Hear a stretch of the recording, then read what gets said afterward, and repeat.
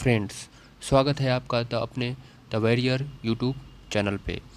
मैं आशा करता हूँ कि आप सभी लोग स्वस्थ, मस्त और व्यस्त होंगे।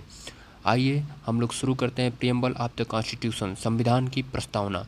संविधान की प्रस्तावना के पहले हम लोग पढ़ चुके हैं कि किस तरीके से संविधान बना, कब बना, कैसे बना और कौन सी तिथि को बना और कितने उसमें अनुच्छेद हैं, कितने भाग हैं, कितने शेड्यूल हैं। ये सारी टॉपिक को हम लोगों ने कवर कर लिया है। अब आगे हम लोग फिर पढ़े कि कौन सा आर्टिकल किस भाग में है, कौन सा आर्टिकल किस पार्ट में है, भाग में है, और कितने भाग हैं। 22 भाग हैं, 395 अनुच्छेद हैं और शेड्यूल 8 थी मूल संविधान में, उसके बाद 12 हो गई। और कब कब कौन कौन से सन में ये 4 जो है शेड्यूल आई। इस तरीके से हम लोगों ने पढ़ा। फिर हम लोगों ने पढ़ा कॉन्स्टिट्यूशन अमेंडमेंट कितने हुए, तो 105 अब तक एक्ट बन चुके हैं, कॉन्स्टिट्यूशन अमेंडमेंट एक्ट। तो इस तरीके से हम लोग चीज़ों को कवर किए। अब आगे टॉपिक को कवर कर लिए हैं, अब आगे हम लोग पढ़ेंगे प्रीएम्बल ऑफ द कॉन्स्टिट्यूशन, संविधान की प्रस्तावना। संविधान की प्रस्तावना। अब प्रस्तावना शब्द का शाब्दिक अर्थ क्या है? प्रस्तावना शब्द का शाब्दिक अर्थ है किसी भी सब्जेक्ट के बारे में परिचय देना या उसकी भूमिका बताना। तो यहाँ संविधान की प्रस्तावना यानी संविधान के बारे में ये परिचय दे सकते हैं या उसकी भूमिका बताएंगे। तो संविधान की प्रस्तावना बहुत ही इम्पॉर्टेंट है। और संविधान, एक बात और फैक्ट है कि संविधान के बारे में अभी तक सिर्फ एक ही बार संशोधन हुआ है, वो हुआ था 1976 में। 1976 में 42 कॉन्स्टिट्यूशन अमेंडमेंट एक्ट के द्वारा। 42 कॉन्स्टिट्यूशन अमेंडमेंट एक्ट 1976 में हुआ। इसमें 3 नए शब्द जोड़े गए। वो 3 नए शब्द कौन कौन से हैं? एक है समाजवाद, धर्मनिरपेक्ष और अखंडता। अखंडता शब्द को यानी बंधुत्व, ये अखंडता शब्द को बढ़ाने वाली बात कही गई। ये 3 नए शब्द को जोड़ा गया, सोशलिज्म और समाजवादी, धर्मनिरपेक्ष और अखंडता, ये 3 नए शब्द जोड़े गए।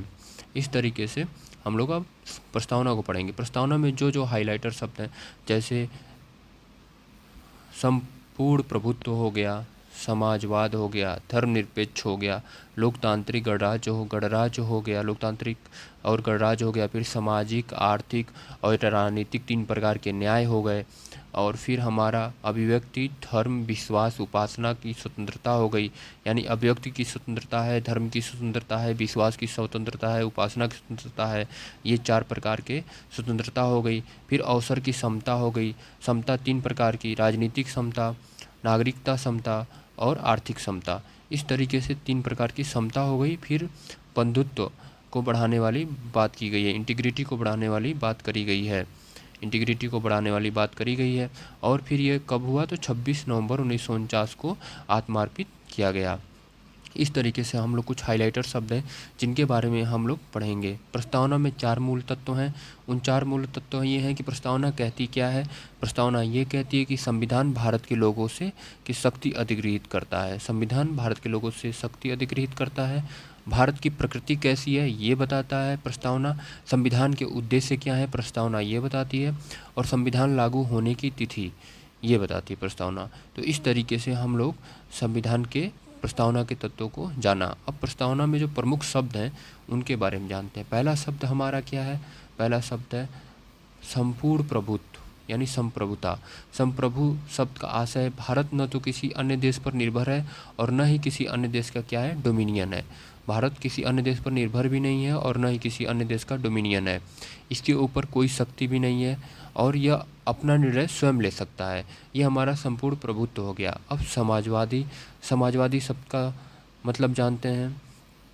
समाजवादी 42वें कॉन्स्टिट्यूशन अमेंडमेंट एक्ट के द्वारा जोड़ा गया। समाजवादी जो है 42वें कॉन्स्टिट्यूशन अमेंडमेंट एक्ट के द्वारा जोड़ा गया। भारतीय समाजवाद लोकतांत्रिक समाजवाद है, ना कि साम्यवादी समाजवाद। इतना जान गए हम लोग। और लोकतांत्रिक समाजवाद एक मिश्रित अर्थव्यवस्था को प्रोत्साहन करता है। इसमें मिश्रित अर्थव्यवस्था में आस्था रखता है, जहां सार्वजनिक व निजी क्षेत्र साथ साथ मौजूद हों। सार्वजनिक क्षेत्र भी साथ मौजूद हो और निजी क्षेत्र भी साथ मौजूद हो। ये हमारा लोकतांत्रिक समाजवाद है, समाजवादी। अब दूसरा क्या है? धर्मनिरपेक्ष। धर्मनिरपेक्ष को भी 42वें कॉन्स्टिट्यूशन अमेंडमेंट एक्ट के द्वारा जोड़ा गया था। धर्मनिरपेक्ष क्या है, ये भी 42वें कॉन्स्टिट्यूशन अमेंडमेंट एक्ट के द्वारा 1976 में लाया गया। जैसा कि उच्चतम न्यायालय ने 1974 में कहा था कि धर्मनिरपेक्ष राज्य शब्द का स्पष्ट रूप से संविधान में उल्लेख नहीं किया गया है, और धर्मनिरपेक्ष शब्द का उल्लेख संविधान में नहीं किया गया है, परंतु हमारा संविधान कहता है कि हमारे देश में सभी धर्म समान हैं, किसी भी एक धर्म को प्राथमिकता नहीं दी जाएगी। और ये मौलिक अधिकार के आर्टिकल 25 to 28 से रिलेट करता है, यानी धार्मिक स्वतंत्रता का अधिकार। आर्टिकल 25 to 28 से रिलेट करता है। अखंडता, इंटीग्रिटी मतलब यह है कि व्यक्ति की गरिमा और राष्ट्र की एकता और अखंडता को बनाए रखें। व्यक्ति की गरिमा और राष्ट्र की एकता और अखंडता को बनाए रखें। इस तरीके से हम लोग 3 शब्दों के बारे में पता किए, जाने, समाजवाद, धर्मनिरपेक्ष और अखंडता।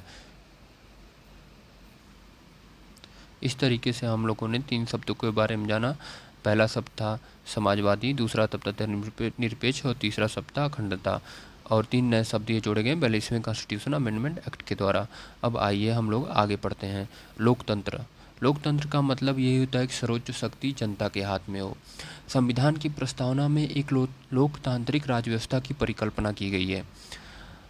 लोकतंत्र 2 प्रकार का होता है, एक होता है प्रत्यक्ष लोकतंत्र, एक होता है अप्रत्यक्ष लोकतंत्र। जो हमारा प्रत्यक्ष लोकतंत्र होता है उसमें लोग अपनी शक्ति का इस्तेमाल प्रत्यक्ष रूप से करते हैं, जैसे स्विट्जरलैंड हो गया। प्रत्यक्ष लोकतंत्र 4 आयामों पे कार्य करता है, एक परिप्रेक्षा हो गया, दूसरा पहल हो गया, तीसरा वापस बुलाना और चौथा जनमत संग्रह। और अप्रत्यक्ष लोकतंत्र क्या होता है, ये लोगों के द्वारा चुने गए प्रतिनिधि सर्वोच्च शक्ति का इस्तेमाल करते हैं। लोगों के द्वारा चुने जाने वाले जो प्रधानमंत्री, जैसे हमारे प्रधानमंत्री नरेंद्र मोदी जी हो गए, ये अप्रत्यक्ष लोकतंत्र के हैं। इन्हें क्या होता है, लोगों के द्वारा चुने जाते हैं और सर्वोच्च शक्ति का इस्तेमाल करते हैं। ठीक है, ये 2 प्रकार का होता है। एक होता है संसदीय अप्रत्यक्ष लोकतंत्र। अप्रत्यक्ष लोकतंत्र भी 2 प्रकार का होता है, एक संसदीय होता है, एक राष्ट्रपति के अधीन। राष्ट्रपति के अधीन जो लोकतंत्र होता है वो कहाँ पे है, अमेरिका में। लेकिन संसदीय यह भारत में है। जैसे आज की सरकार है, हमारे प्रधानमंत्री नरेंद्र मोदी जी। ठीक है, इसी उदाहरण से हम लोग समझ सकते हैं। अब आगे हम लोग पढ़ते हैं। इस तरीके से हम लोग लोकतंत्र के बारे में जाने। लोकतंत्र क्या होता है, 2 प्रकार के होते हैं, प्रत्यक्ष और अप्रत्यक्ष। अब हम लोग पढ़ेंगे गणतंत्र के बारे में पढ़ेंगे। गणतंत्र मतलब राज्य प्रमुख हमेशा प्रत्यक्ष व अप्रत्यक्ष रूप से चुन कर आता है, वो भी एक निश्चित समय के लिए। एक लोकतांत्रिक राज्य व्यवस्था को 2 वर्गों में बांटा गया है। जो लोकतांत्रिक व्यवस्था है उसे कितने वर्गों में बांटा गया है, 2 वर्गों में। 2 वर्गों में बांटा जा सकता है। पहली है राजशाही, दूसरी है गणतंत्र। ठीक है, राजशाही व्यवस्था में राज्य का प्रमुख कौन होता है, राजा होता है। राजशाही व्यवस्था में राज्य का प्रमुख राजा, राजशाही व्यवस्था में राज्य का प्रमुख राजा होता है। और जो है कि जैसे कि ब्रिटेन में। और गणतंत्र में राज्य प्रमुख हमेशा प्रत्यक्ष और अप्रत्यक्ष रूप से एक निश्चित समय के लिए चुन कर आता है। इसलिए हमारे भारतीय संविधान की प्रस्तावना में गणतंत्र का अर्थ है कि भारत का प्रमुख कौन, राष्ट्रपति चुनाव के जरिए सत्ता में आते हैं और उनका चुनाव 5 वर्ष के लिए अप्रत्यक्ष रूप से किया जाता है। और गणतंत्र के अर्थ में 2 और बातें शामिल हैं। पहली बात यह है कि राजनैतिक संप्रभुता किसी एक व्यक्ति जैसे राजा के हाथ में होने की बजाय लोगों के हाथ में होती है। राजा की बजाय राजनैतिक संप्रभुता किसी एक व्यक्ति के हाथ में नहीं होती है। यहाँ पे प्रजा राजा है, वो संप्रभुता किसी एक व्यक्ति जैसे राजा के हाथ में होने की बजाय लोगों के हाथ में होती है। किसी भी विशेषाधिकार, कोई भी विशेषाधिकार प्राप्त वर्ग की अनुपस्थिति होती है। इसलिए हर सार्वजनिक कार्यालय हर किसी सबके लिए खुला रहता है। मतलब न लिंग न जात ये सब न देखते हुए सबके लिए कोई भी सरकारी दफ्तर खुला रहता है। ये गणतंत्र के अंतर्गत हम लोग समझें। अब न्याय जो है कि 3 प्रकार का होता है, सामाजिक न्याय, आर्थिक न्याय, राजनीतिक न्याय।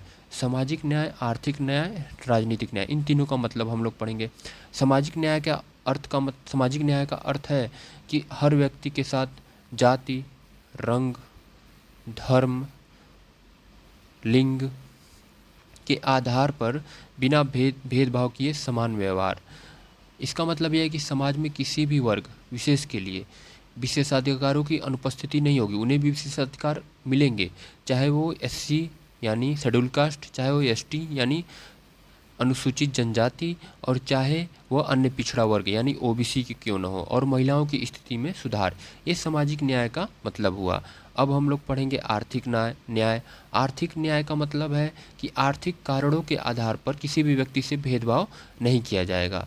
जैसे किसी गांव में दो व्यक्ति हैं, एक बहुत ही इकोनॉमिकली लेवल से मजबूत है, दूसरे थोड़े उनसे कम है, तो ये नहीं कि इन्हें उतना सम्मान मिले और इन्हें ना मिले, ऐसा कुछ नहीं। हमारा संविधान ये कहता है कि दोनों को समान समान नज़रों से देखा जाए, उनके साथ समान व्यवहार किया जाए, उनके साथ किसी भी व्यवहारिक रूप से उनके ऊपर ठेस न पहुँचे। इसलिए यहाँ पर आर्थिक न्याय को दिया गया है। और तीसरा क्या है? राजनीतिक न्याय। राजनीतिक न्याय का अर्थ है कि हर व्यक्ति को समान राजनीतिक अधिकार प्राप्त होंगे। समान राजनीतिक अधिकार प्राप्त होंगे हर व्यक्ति को, चाहे वो किसी भी कास्ट का हो, चाहे वो किसी भी लिंग का हो, चाहे लिंग के आधार पर, चाहे रंग के आधार पर समान व्यवहार मिलेंगे, उन्हें राजनीतिक अधिकार प्राप्त होंगे। इसीलिए राजनीतिक दफ्तरों में प्रवेश की बात हो, चाहे वो अपनी बात सरकार तक पहुंचाने की बात हो, ये हमारी प्रस्तावना कहती है। और ये तीनों जो तत्व हैं ये रूस की क्रांति से 1917 में लिए गए, सामाजिक न्याय, आर्थिक न्याय और राजनीतिक न्याय। ठीक है, अब हम लोग पढ़ेंगे स्वतंत्रता। स्वतंत्रता का मतलब ये होता है कि लोगों की गतिविधियों को पार कर लोगों की गतिविधियों पर किसी भी प्रकार की रोक टोक की अनुपस्थिति तथा साथ ही व्यक्ति के विकास के लिए अवसर प्रदान करना। मतलब लोगों की गतिविधि किसी प्रकार की रोक टोक नहीं है, उनकी गतिविधियों पर वो कुछ भी कर सकते हैं, परंतु इसका मतलब ये नहीं कि उन्हें इस बात का लाइसेंस दे दिया गया है कि कुछ भी वो कर सकते हैं। इसलिए संविधान में लिखी सीमा के भीतर ही उन्हें कार्य करना पड़ेगा। ठीक है, ये बात ध्यान देने योग्य जरूरी है। लिखा है संविधान में लिखी सीमा के भीतर ही स्वतंत्रता के अधिकार का इस्तेमाल किया जा सकता है। अब आगे हम लोग पढ़ते हैं समता। ये बहुत ही मोस्ट इम्पॉर्टेंट टॉपिक है समता। बिना किसी भेदभाव के हर व्यक्ति को समान अवसर प्रदान करने का उपबंध। समता कितने आयाम है? 3 आयाम है, नागरिक, राजनीतिक और आर्थिक। ये 3 आयाम है समता के। और ये तीनों आयाम जो है हमारे संविधान में मौलिक अधिकार के कुछ आर्टिकल को कवर करते हैं, कुछ जो है कि राज्य के नीति निर्देशक तत्वों के आर्टिकल को कवर करते हैं, और कुछ जो है 325 आर्टिकल को और 326 आर्टिकल को कवर करते हैं। आइए अब पढ़ते हैं आर्टिकल किस किस को हमारी समता जो है कवर करती है। पहला है आर्टिकल 14 विधि की समझ समता। आर्टिकल 15 धर्म, जाति, लिंग या जन्म स्थान के आधार पर मूल वंश निषेध। आर्टिकल 16 कहता है लोक नियोजन के विषय में अवसर की समता। आर्टिकल 17 कहता है अस्पृश्यता का अंत। आर्टिकल 18 कहता है उपाधियों का अंत। आर्टिकल 18 हमारा कहता है उपाधियों का अंत। आर्टिकल 18 उपाधियों का अंत। अब इन सब आर्टिकल के बारे में हम लोग विस्तार से कब पढ़ेंगे? जब हम फंडामेंटल राइट का चैप्टर पढ़ाएंगे तब इन सब के बारे में। आइए अब आगे पढ़ते हैं और कौन कौन से आर्टिकल समता रिलेट करता है। आर्टिकल 324 जो कहता है कि धर्म, जाति, लिंग अथवा वर्ग के आधार पर किसी व्यक्ति को मतदाता सूची में शामिल होने के अयोग्य करार नहीं दिया जाएगा। मतलब इन सब जितने भी हैं, धर्म है, जाति है, लिंग है, वर्ग के आधार पर किसी व्यक्ति को मतदाता सूची में शामिल होने के अयोग्य करार नहीं दिया जाएगा। अब आर्टिकल 326 कहता है कि लोकसभा व विधानसभाओं के लिए वयस्क मतदान का प्रावधान। ये हो गया आर्टिकल 39। राज्य के नीति निषेधक तत्व से रिलेट करता है महिला पुरुष को जीवन यापन के लिए पर्याप्त साधन और समान काम के लिए समान वेतन के अधिकार को सुरक्षित करता है। इस तरीके से हमारे कुछ आर्टिकल हैं जो समता से रिलेट करते हैं, उनके नागरिक, राजनीतिक और आर्थिक तीनों आयाम को कवर करते हैं। आइए अब हम लोग बंधुत्व के बारे में पढ़ते हैं। हमारा बंधुत्व क्या है? बंधुत्व है भाईचारे की भावना रखना। ठीक है, और यह है व्यक्ति का समानता और देश की एकता और अखंडता को बनाए रखना। और इस तरीके से बंधुत्व शब्द जो अखंडता ये शब्द है, इस शब्द को 42वें कॉन्स्टिट्यूशन अमेंडमेंट एक्ट के द्वारा 1976 में हमारी प्रस्तावना में जोड़ा गया। 2 और शब्द हैं, एक है सामाजिकता और एक है धर्मनिरपेक्ष। इस तरीके से 3 शब्द हुए और 3 शब्दों को 1976 में 42वें कॉन्स्टिट्यूशन अमेंडमेंट एक्ट के द्वारा जोड़ा गया।